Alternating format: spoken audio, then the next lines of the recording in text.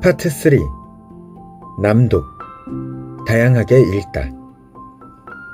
인간의 목표는 풍부하게 소유하는 것이 아니고 풍성하게 존재하는 것이다.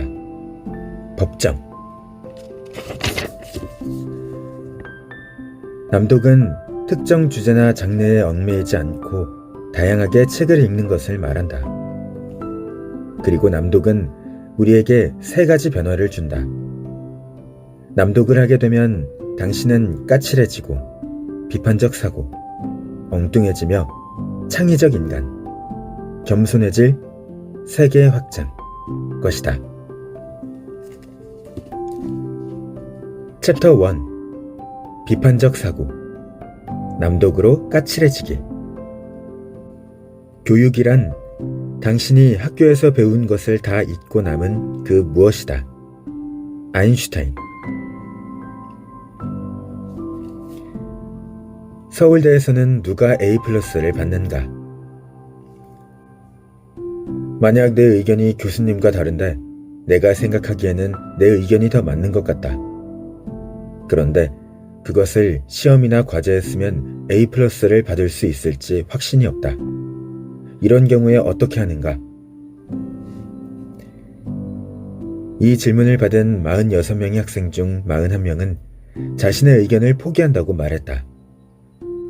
교육과 혁신연구소 이혜정 소장은 서울대에서는 누가 A+를 받는가?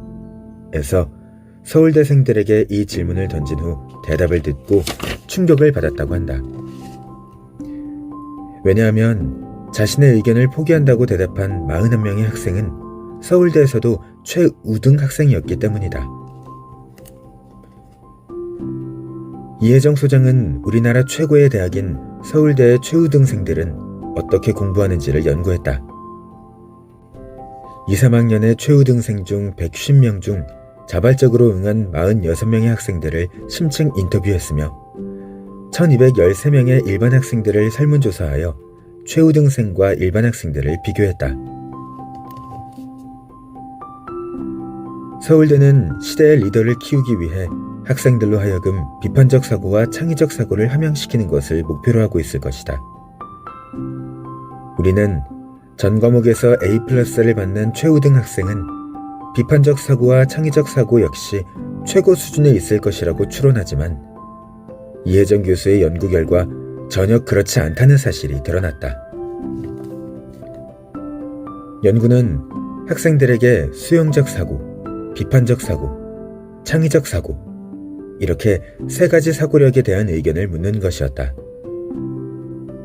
수용적 사고력은 배우는 내용을 아무런 의심이나 비판 없이 그대로 받아들여서 이해하고 암기해 시험에서 정확하게 기억해내는 능력이고, 비판적 사고력은 배우는 내용을 의심해보고 자신의 관점으로 재해석하는 능력이며, 창의적 사고력은 배우는 내용을 탈피하여 새로운 것을 생각해내는 능력이다.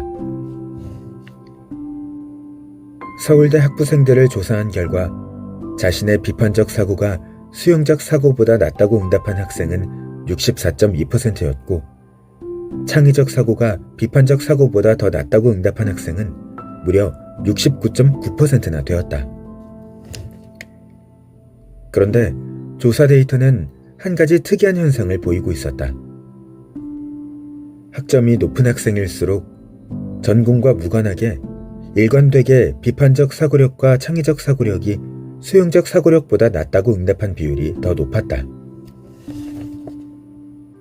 또한 최우등 학생들을 심층 인터뷰한 결과 이들은 창의적 사고력과 비판적 사고력이 높은 다른 학생들을 정확하게 인지하고 있고 그들과 자신을 비교하고 있었기에 설문조사 결과는 신뢰도가 높아 보였다. 도대체 서울대에서 무슨 일이 벌어지고 있는 것일까?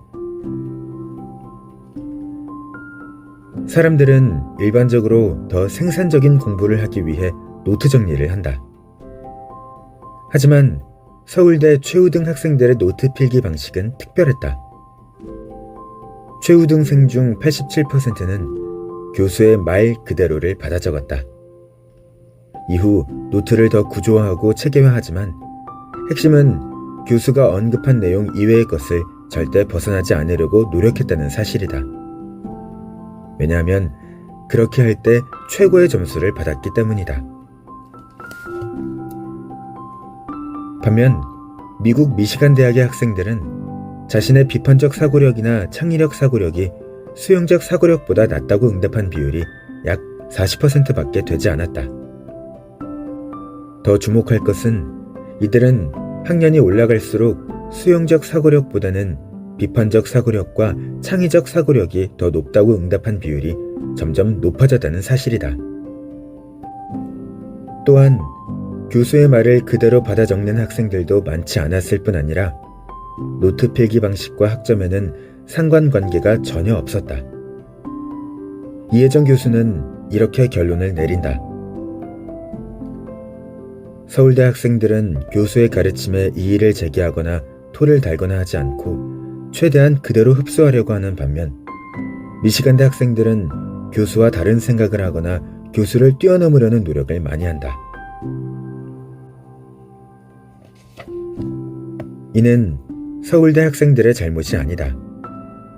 수용적 사고를 갖지 않으면 학교에서 좋은 성적을 받기 힘들기 때문에 대학이라는 환경에 적응한 것뿐이다. 그런데 문제는 수용적 사고를 가진 학생들이 학교라는 안전한 틀에서 벗어나 세상 밖으로 나갔을 때 벌어질 일들이다. 비판적 사고와 창의적인 사고. 원숭이 실험. 화난 원숭이 실험이라는 유명한 실험이 있다.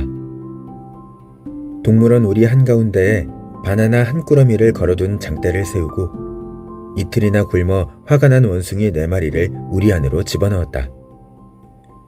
배고픈 원숭이들이 바나나를 보자마자 미친 듯이 장대를 타고 올라갈 때 실험자는 물세례를 퍼부었다. 물벼락에 굴복한 원숭이들은 후다닥 장대에서 내려왔고 줄인 배를 움켜쥐며 그저 바나나를 쳐다볼 수밖에 없었다.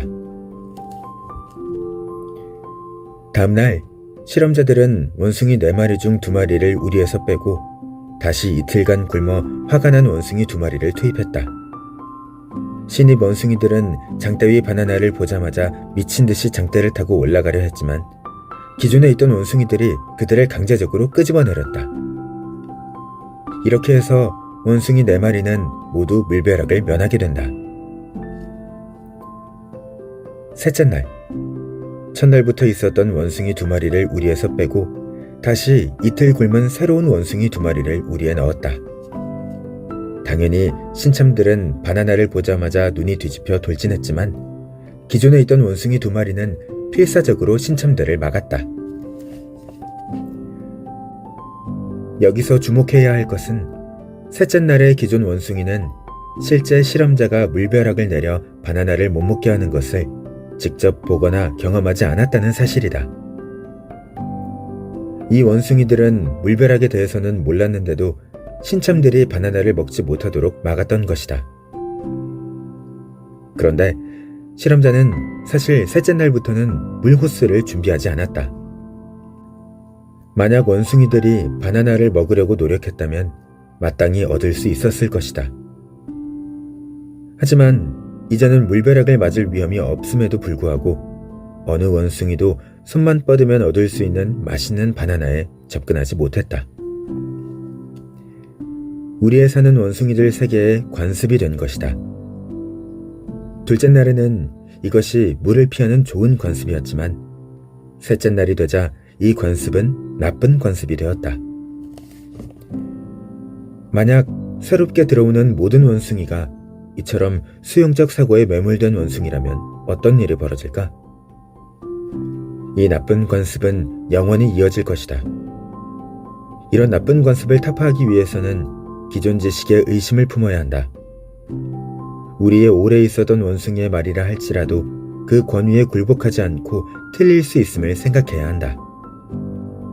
결국 비판적 사고가 출중한 원숭이가 관습이 옳지 않을 수 있다고 과감히 도전할 때 원숭이 세계의 삶은 더 풍요로워질 것이다.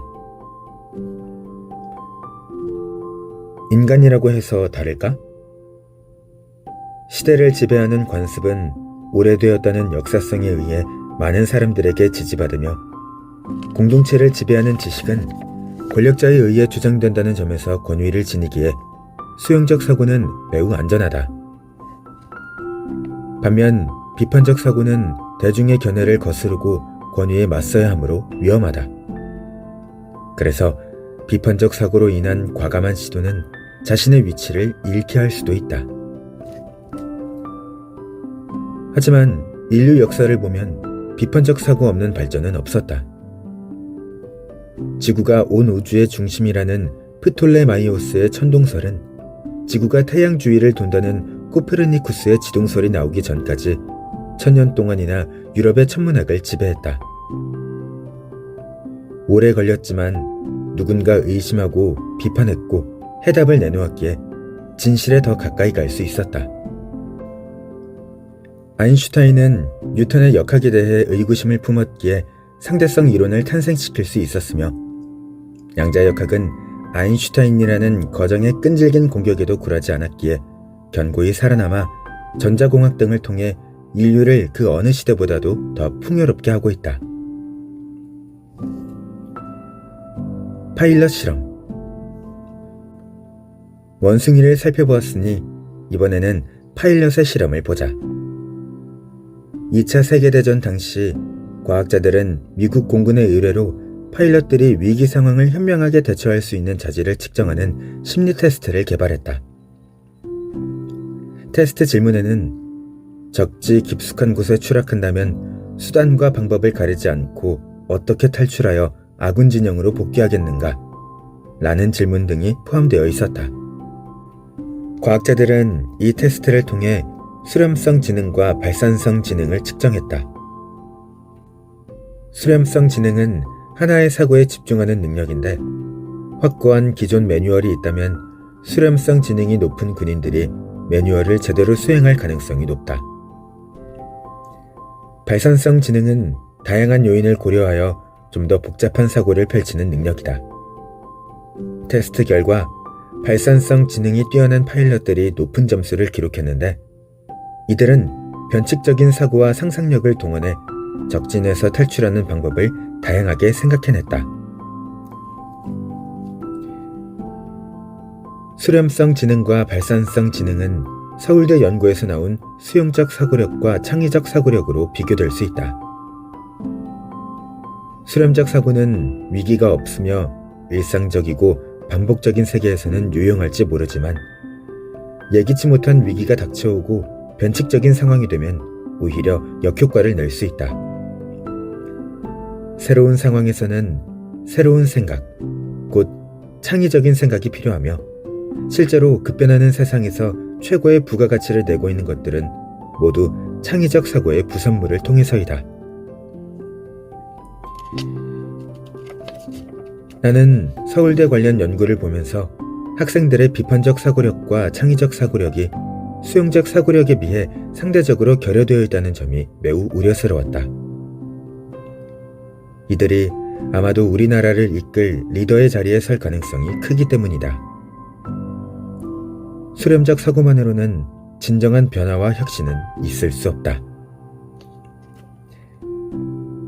한편 우리나라 교육을 봤을 때 비단 서울대에서만 이런 현상이 벌어진다고 볼 수 없다.